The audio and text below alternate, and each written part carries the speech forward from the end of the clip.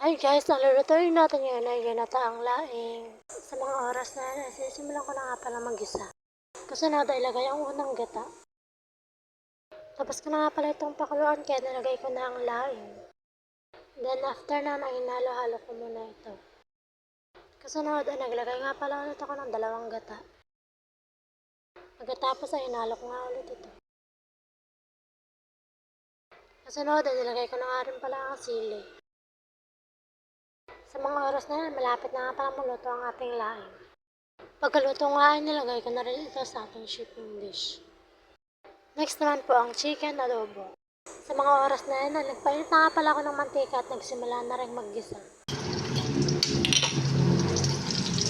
Kasunod ay ilagay ang manok.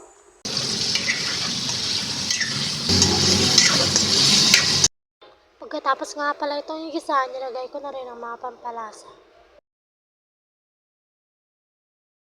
Sa mga oras na yan, hinihintay ko na lang pala itong maluto.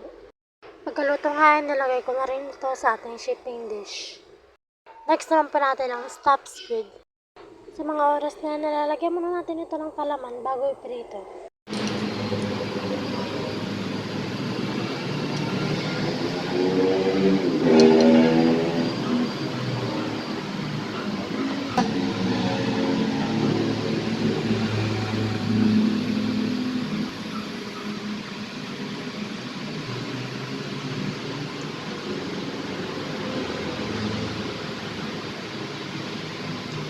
Fast forward na nga pala natin, no? Tapos na nga pala ako magluto. Yun lang. Thank you for watching.